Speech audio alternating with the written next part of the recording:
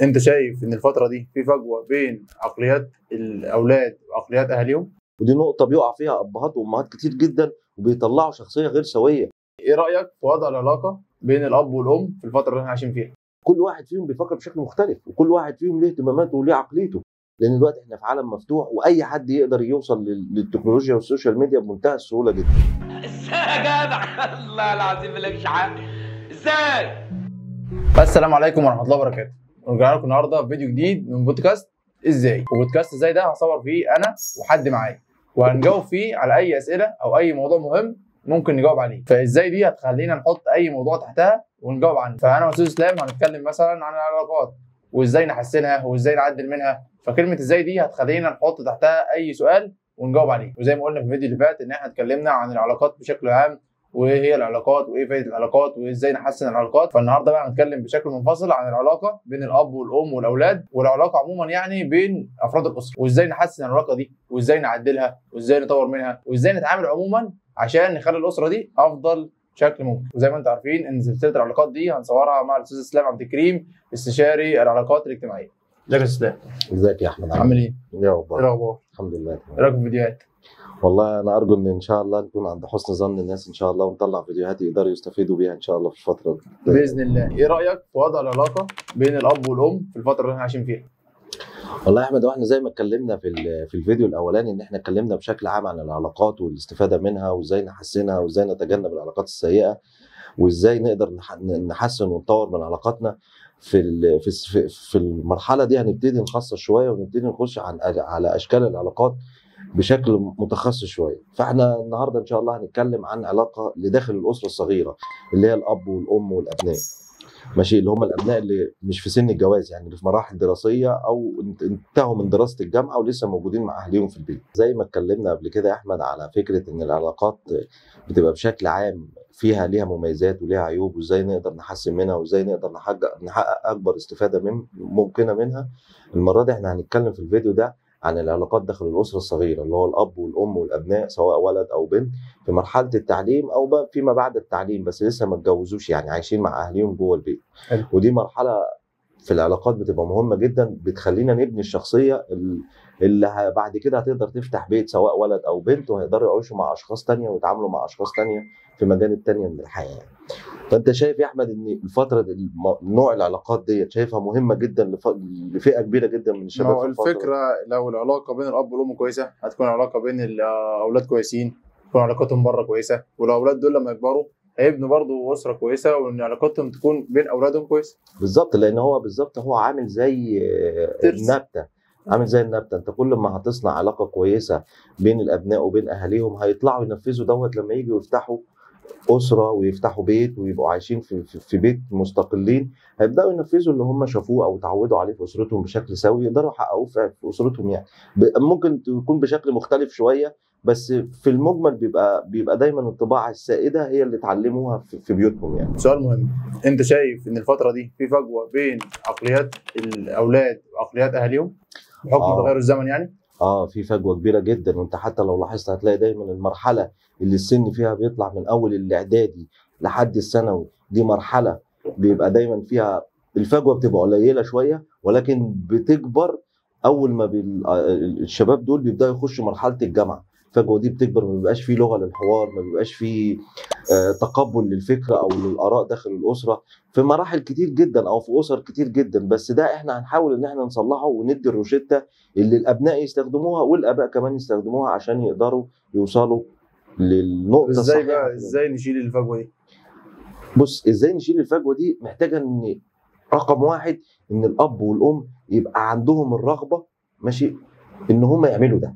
عندهم الرغبه ان هم يبقوا فعلا مقتنعين ان في فجوه بينهم وبين الابناء، ما يبقوش لا ده ما فيش حاجه، ازاي يعني الموضوع ما فيهوش كده، احنا الاسره بتاعتنا كويسه. لا، لازم يعرفوا الاول ان في مشكله حاصله ويعترفوا بالمشكله ديت، وبعد كده يبقى عندهم الرغبه ان هم يصلحوا العلاقه دي. دي رقم واحد، لان هم الاساس، ان هم اصحاب القرار. رقم اتنين، لازم الابناء نفسهم يعرفوا ان اللي بيعملوا اهاليهم معاهم دول في المجمل كله بيبقى الهدف منه ان هم يعني ايه يطلعوهم احسن منه. بس طبيعه التفكير وطبيعه الظروف وطبيعه العقليه وطبيعه التربيه وطبيعه البيئه اللي اتربى فيها الاباء بتبقى بتختلف عن الاباء عن الابناء، والزمن بيبقى مختلف، فده بيخلي فيه الفجوه دي اللي حاصله دي. طب المفروض يعني ان الاب والام هم يتعاملوا مع اولادهم بالزمن اللي احنا فيه، ولا الاولاد يحاولوا يطبقوا على الزمن اللي اهاليهم عايشين فيه؟ بص يا احمد، دي شعره معاويه في الموضوع كله. ازاي؟ دي نقطه فيصليه جدا، لان لو جيت تبص ما ينفعش في المجمل تقول ان احنا نرجع بين الزمن ونتعامل بالطريقه القديمه بتاعت اهالينا، بس في نفس الوقت الطريقه القديمه بتاعت اهالينا ليها مميزات كتير جدا وبتحقق حاجات كتير جدا مهمه، وبتبني وبترسخ حاجات كتير جدا في طبيعه الشخصيه، حاجات ايجابيه جدا.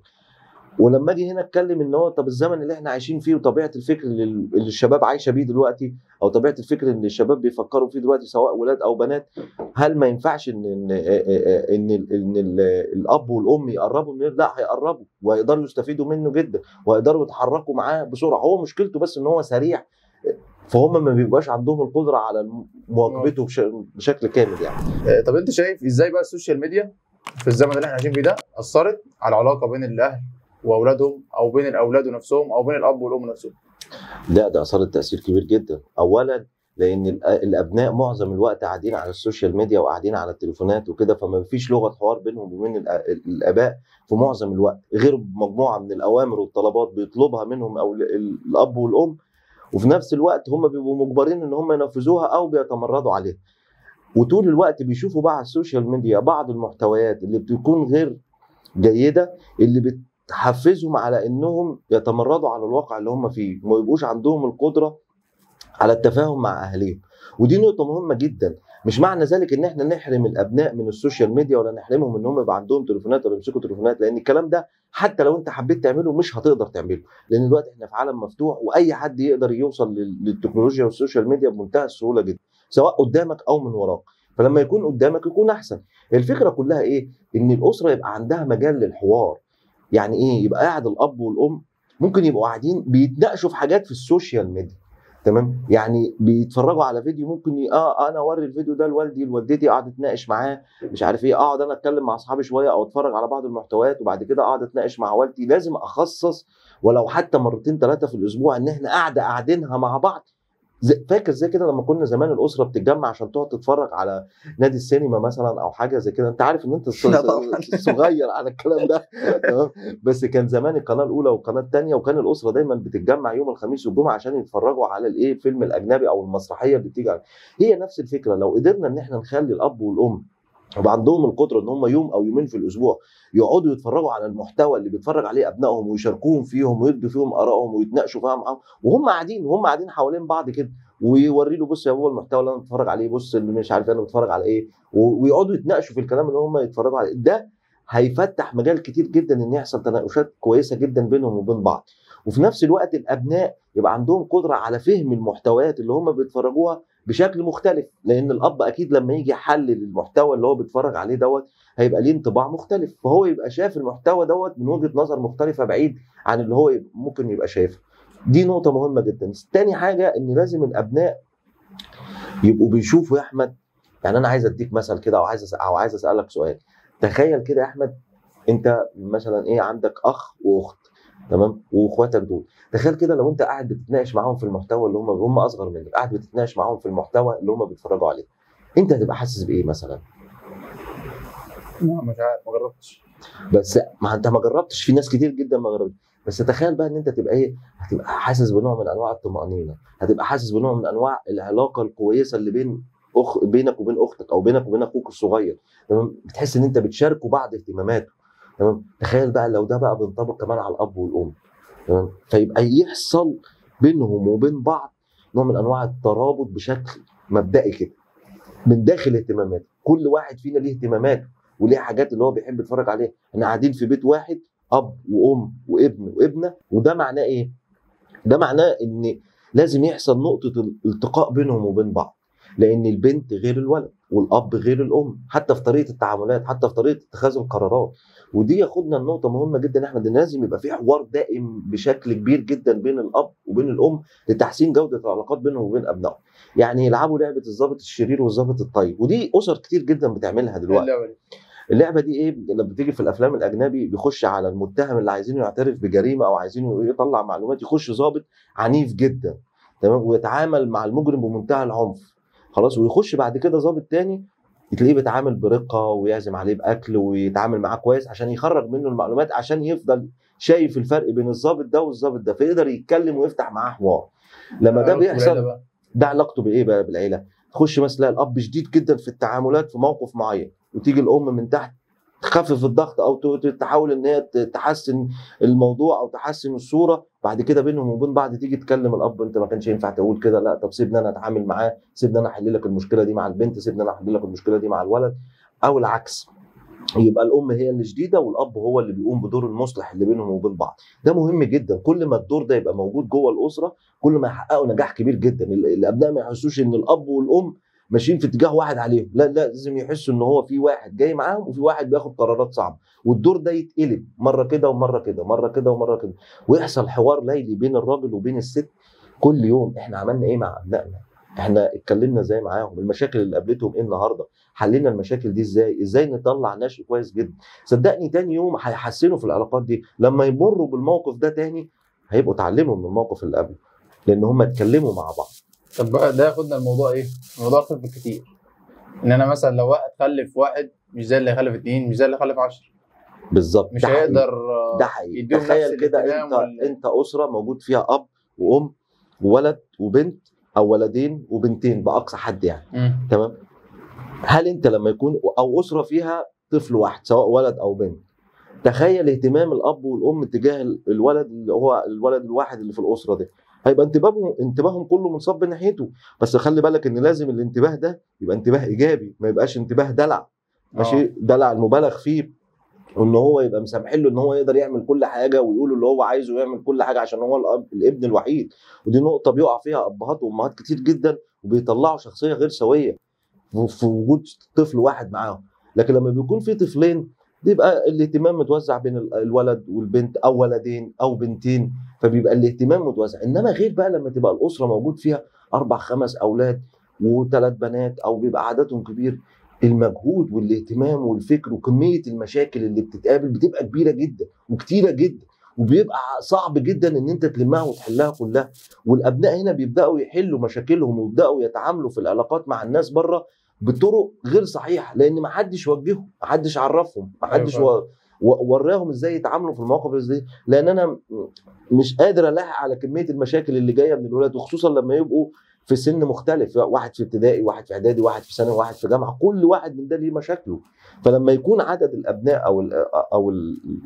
او البنات او الولاد قليل، كل ما يبقى القدره على تحسين العلاقه بينهم وبين بعض وتحسين جوده العلاقات اللي خارجه من الابناء دول مع المجتمع، وازاي بيتعاملوا مع المجتمع ده. زي ما احنا بنشوف دلوقتي ان في اولاد وبنات كتير جدا زي اللي بنشوفهم على السوشيال ميديا بيبقوا خارجين عن السيطره بحكم ان مفيش علاقه بينهم وبين اهاليهم، بينفذوا اللي هم عايزينه في دماغهم، واهاليهم بيتفاجئوا بكميه المشاكل الكبيره اللي ممكن تكون مالهاش حلول خالص ان هم يعرفوا يحلوها، وبيؤدوا لتدمير الاسره كامل بشكل كامل يعني. طب ازاي الاب والام ممكن يتعاملوا مع اخطاء اولادهم، وازاي برضه يتعاملوا معاهم لما الولد يبدا يحس ان هو عاوز يفرض شخصيته في سن المراهقه عموما؟ يعني ازاي الولد، يعني لما الولد يبدا يقول انا عاوز اعمل كذا، انا رايي كذا، انا المفروض اعمل كذا، وهو شايف نفسه صح. من وجهه نظري لازم اول حاجه يبقى في لغه حوار بين الاب والام زي ما احنا اتكلمنا. تاني حاجه لازم يبقى عندهم القدره على التفاهم والتفاعل مع المشاكل دي، ما يبقاش شايفينها مشاكل تافهه، ما يتفهوش منها يعني، لا يهتموا بيها بنفس القدر والاهميه اللي بيحكيها بيهم ابنائهم. ماشي، ما يقولوش لا دي مشكله تافهه، ايه اللي انت بتقوله دوت، ما تكبر يا واد، ما تكبر يا بنت، مش عارف. لا، ممكن انا لازم يبقى عندي اهتمام بشكل قوي جدا باللي بيقوله ابني او بنتي، واهتم بيه واحاول اساعده في حل المشكله بتاعته، واتكلم معاه ويبقى في دايما لغه حوار بيني وبينه. دي نقطه مهمه جدا. وازاي اصلح الفجوه دي؟ ان انا احاول دايما انزل بالسن كأب وأم لسنهم وأتعامل بنفس عقليتهم وأفتكر إن أنا كنت في يوم من الأيام في سنهم. في زمن مختلف وطبيعة مختلفة، بس أنا كنت في سنهم وكان ليا أب وأم. أحاول أشوف أبويا وأمي كانوا بيعاملوني إزاي وإيه الأخطاء اللي كانوا بيعملوها معايا وأحاول أتجنبها إن أنا أنفذها مع أبنائي. والحاجات اللي كانت بتضايقني ساعتها والحاجات اللي كانت بتضايقني ما أحاولش إن أنا أضايق أبنائي بيها. ده هيصلح الفجوة بشكل كبير جدا. فعشان كده بقول لك رقم واحد ان الاب والام يبقى عندهم القدره والرغبه على انهم يحلوا مشكله العلاقات بينهم وبين اولادهم، لان هم محور الاداء بتاعت المشاكل، هم اللي المغناطيس اللي هيسحب الابناء ليهم. طب بقى ايه ده يودينا لسؤال تاني، ازاي العلاقه بقى بين الاب والام نفسه والمشاكل اللي بينهم والعلاقه اللي بينهم هتؤدي ده هيأثر يعني على علاقتهم باولادهم وتربيتهم بيهم؟ بالظبط يا احمد. انا عايز اسالك سؤال هنا بسيط خالص. تخيل لو مفيش لغه حوار بين الاب والام غير هات لنا طلبات وهتاكل ايه النهارده وبس، روتين. الروتين اليومي. تخيل انت كده، عايزك ترد انت كده، دول هيقدروا يطلعوا علاقه سويه؟ لا طبعا. هيقدروا يتعاملوا مع الابناء بشكل جيد؟ معنى ذلك ان العلاقه اللي بين الاب والام لازم تبقى جيده الى حد كبير جدا، ولازم يبقى في بينهم لغه تفاهم ولغه حوار، ويبقى عارفين ان ابنائهم هم المشروع بتاعهم، بيستثمروا في ابنائهم ازاي يطلعوا شخصيه سويه مفيده للمجتمع، مفيده لنفسها، بتقدر تتعامل مع العلاقات اللي بره، علاقاتها في العمل، علاقاتها في الدراسه، علاقاتها بعد كده لما الشخص ده يخطب ويتجوز ويفتح بيت. انت اللي بتزرع النبته دي، فلازم هم تبقى نبتتهم هم صحيح. لان ما ينفعش يا احمد ان انا اطلب من ابنائي اطلع ابنائي سويين وانا العلاقه بيني وبين زوجتي مش سويه.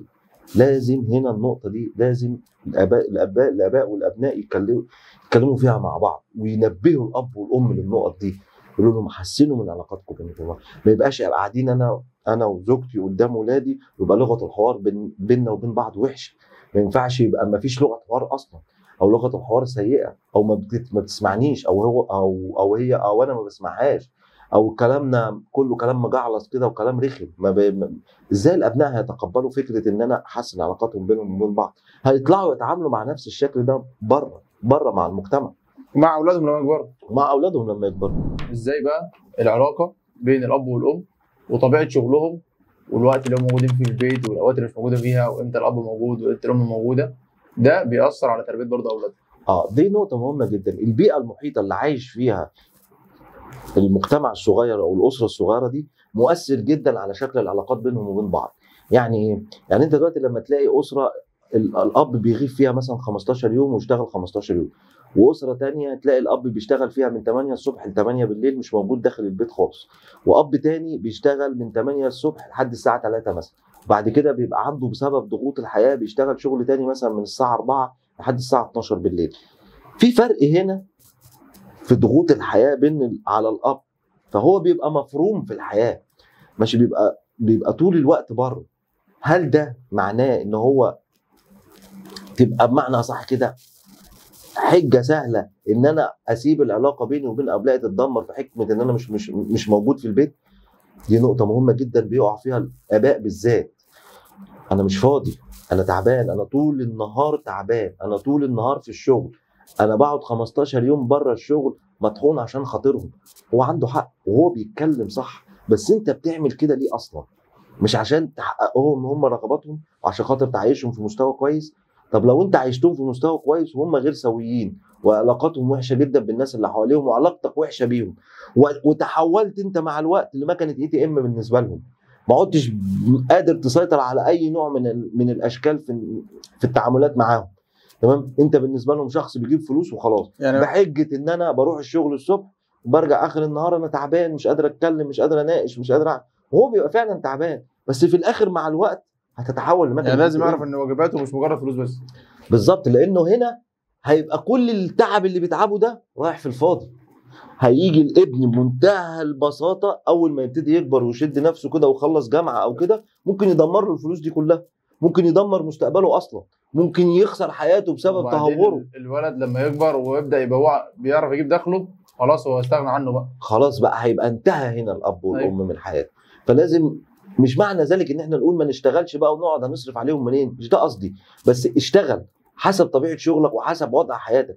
بس في نفس الوقت ما تجيش على ساعه او نص ساعه اخر اليوم بتتناقش فيها مع زوجتك عن اللي حصل مع الاولاد، وتعرف ايه اللي حصل مع الاولاد طول النهار، وتتناقش مع الاولاد وتتكلم انت حصل معاك كذا في المدرسه، حصل كذا معاك في اصحابك، تحاول ان انت تصلح منهم، تقعد وتتناقش معاهم في يومهم، تقعد تتناقش معاهم على العشاء بالليل اخباركم ايه وعاملين ايه.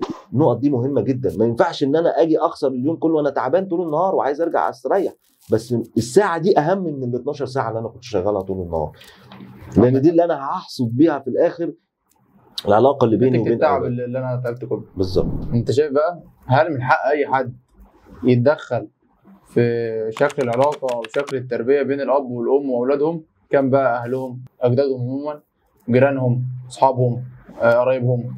هل من حق اي حد يتدخل في العلاقه بينهم؟ لا طبعا مش من حق اي حد ان هو يتدخل في شكل العلاقه اللي بين الاب والام في علاقتهم مع اولادهم. ليه؟ لان ممكن التدخل ده يتم بشكل سلبي جدا ويبوظ شكل العلاقه اللي هم. ممكن يكونوا موجودين في حياتهم، الجد والجده موجودين، الخال والخاله، العم والعمه ممكن يكونوا موجودين، الجيران ممكن يكونوا موجودين، بس ما يبقاش في تدخل مباشر في شكل العلاقه دي. ليه؟ لان الاولاد هنا بيستخدموهم كنوع من انواع الكوبري اللي بيتخطوا بيه اهلهم، واللي بيتخطوا بيه السلطات اللي فرضها عليهم اهلهم. ماشي؟ ودي نقطه مهمه جدا لازم الاب والام يخلوا بالهم منها. تمام؟ وما يبقاش مدين الفرصه للابناء، تمام، ان هم يخشوا النفق ده. والابناء برضو لازم يبقى عندهم القدره على انهم يشوفوا حياتهم داخل الاسره الصغيره فقط. ما دخلش ابويا عمي او ستي او جدي او عمتي او خالي او خالي الا في اضيق الحدود، في المشاكل اللي انا فعلا شايف ان انا مش قادر احلها مع والدي ووالدتي، في اضيق الحدود. لان مهما كان اي حد، حتى لو الجد والجده، مع ان هم اكتر ناس بيخافوا على الاحفاد، ممكن بيخافوا عليهم اكتر من الاب والام، بس الخوف الزياده ده ممكن يقلب عكسي، وممكن العم او العمه وهم بيتعاملوا مع الاب والام يبوظوا الموضوع اكتر ويخلوا الامور تخش في شكل الرفض بشكل تاني. فلازم يبقى فيه توازن جدا جدا جدا في التداخلات بين الاب والام وبين اولادهم. لازم يبقى فيه توازن، ولازم الابناء يراعوا ده كويس جدا والاب والام يراعوا ده. مش ان هو يكبر دماغه اي مشكله تحصل بينه وبين ابنه ويتدخل، يجي سايب سته تتعامل، يجي سايب خاله يتعامل، وسايب عمه يتعامل. ده خطا، وده خطا كبير جدا وبيسبب مشاكل كبيره جدا في المستقبل. ده ياخدنا بقى لاهم سؤال واخر سؤال، ازاي بقى نحسن العلاقه بين الاب والام واولادهم، وده اللي هيخلينا نوصل لاكبر مكسب واحسن علاقه واحسن اسره ممكن نطلعها. ده الخلاصه بمعنى اصح. ماشي؟ اول حاجه رسالتي اللي هوجهها للاب والام. اب والام لازم في المقام الاول يصنعوا بينهم وبين بعض لغه حوار، ولازم يبقى عندهم القدره على فهم المشكله ايه وازاي يحسنوا العلاقه دي، ويبقى عندهم الرغبه في تحسين العلاقه. ده رقم واحد بالنسبه للاب والام. رقم اتنين، لازم يبقوا دايما مهتمين بأدق التفاصيل لأبنائهم وبأتفه التفاصيل لأبنائهم، وما يتفهوش الأمور اللي بتحصل لأبنائهم، أو ما يبقاش عندهم لا مبالاة في التعامل مع أبنائهم.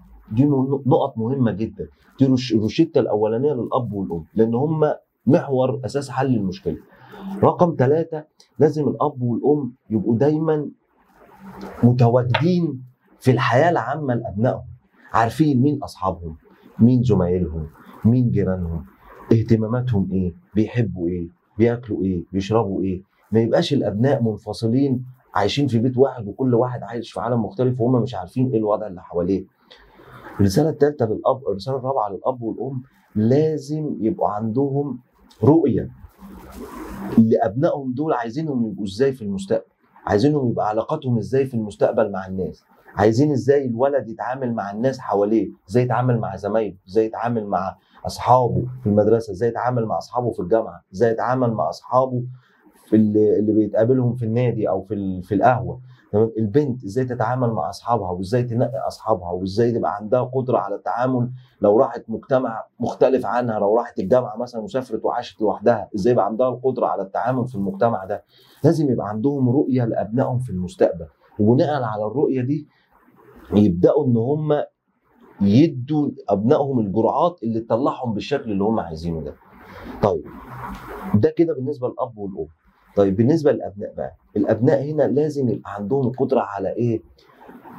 ان هم يشوفوا الاب والام دول ان هم عايزين مصلحتهم، ان هم مش بيعملوا كده ان هم بيرخموا عليهم او ان هم بيكرهوهم، لا هو في ممكن يكون عندهم حق ان طبيعه والاسلوب اللي هم بيتعامل فيه الاب والام بيبقى اسلوب ما بيبقاش عاجبهم في بعض الاوقات، بس لازم الابن هنا يبقى سلس في التعامل، يبقى متسامح مع الاب والام، مش اي ما ابوه يعني يقول له حاجه تضايقه او يتعامل معاه يجي هو واخد موقف ويبطل يتكلم معاه ويبطل يتعامل معاه، لا يحاول معاه مره واثنين وثلاثه ويتكلم معاه، لا انا عايزك علاقتي بيك تبقى كويسه، عايز احسن علاقتي بابويا، عايز احسن علاقتي بامي، عايز احسن علاقتي باختي، عايز احسن علاقتي باخويا. لازم دايما احاول ان انا اصلح العلاقه دي، لازم دايما اوضح وجهه نظري واحاول ان انا اوصل لهم وجهه نظري، واحاول اكون مؤثر جوه البيت، واحاول اكون ليا شخصيتي وطباعي جوه البيت اللي هم يحترموها واللي هم فعلا يقدروا مع الوقت ان هم فعلا يعتمدوا عليا في حاجات كتير. لازم الابناء تفكر كده، لازم الابناء تفكر ان يصلحوا العلاقه اللي بين الاب والام. لو شايفين العلاقه اللي بين الاب والام علاقه هشه او علاقه غير جيده، لازم يبقى ليهم دور في تصليح العلاقه دي، لان هم هيعود عليهم بالتبعيه في علاقتهم هم. ايوه صح. فلازم يبقى عندهم الفكره دي او لازم عندهم القدره دي ان هم يحسنوا العلاقه اللي بين الاب والام. ولازم دايما الابناء لازم ما يحاولوش ان هم طول الوقت يصدروا مشاكل سهله ان هم يحلوها مع نفسيهم ويرجعوا لهم في ان هم حلوا. احنا اتكلمنا احمد كده بشكل عام تمام وبشكل مفصل عن العلاقات داخل الاسره الصغيره. على فكره الموضوع دوت هيحتاج وقت اكبر من كده بكتير، ممكن يحتاج حلقه او 2 و3 و4، بس احنا حاولنا نلم في اصغر وقت ممكن الحلول اللي نقدر نعملها. ما احنا بقى عاوزين نقول لاي حد يتفرج على الفيديو ان لو حد بيحصل معاه اي مشكله او عنده مشكله يحاول يحلها مع اولاده، او حد ما عنده مشكله مع زوجته او مع مشكله مع اي حاجه ومش حاول كتير وما عرفش يوصل لها الحل، يسيب لنا السؤال في الكومنتات واحنا هنصور له فيديو ونقول له عن الحل ده وازاي يوصل لافضل طريقه نحاول نحل له بيها الموضوع ده. ولا انت رايك؟ ده حقيقي فعلا، عشان ده الهدف ان احنا الناس الاب والام يتعودوا. وانا بدي هنا نصيحه للابناء اللي ممكن يشوفوا الفيديوهات دي، وروا الفيديوهات دي لاهاليكم، وريهم خليهم يتفرجوا عليها ويعرفوا. ممكن يكون هم عندهم بعض القصور في بعض الاشياء، احنا لما ننور لهم اللمبه بتاعتها يبداوا يحسنوا من العلاقات اللي موجوده دلوقتي. ماشي، شكرا استاذ اسلام. شكرا لك يا احمد، انا سعيد ان شاء الله الفيديوهات ده مش اخر فيديو يعني. ان شاء الله لسه عندنا مجموعه فيديوهات تانية ان شاء الله نقدر نساعد بيها الناس ان شاء الله. ان شاء الله. بس كده. فلو عجبكم الفيديو ما تنسوش تشتركوا في القناه وتتابعونا على الفيس والانستجرام وتويتر وتيك توك، وتسيبوا لنا رايكم في الكومنتات. وزي ما قلنا ان اي حد عنده مشكله او اي حد عاوز ياخد راينا في الموضوع او ياخد راي استاذ اسلام خصوصا يعني في الموضوع، يسيب لنا المشكله عنده في الكومنتات، وان شاء الله هنعمل فيديو مخصوص عنه ونرد على المشكله دي وايه الحل بتاعها عشان نوصل لاحسن طريقه نتعامل بيها في الموضوع ده. وده كان موضوعنا النهارده في بودكاست ازاي. سلام. وازاي بودكاست ازاي باظ. شكرا. لازم يبقى عندهم القدره دايما ان هم ياخدوا قرارات.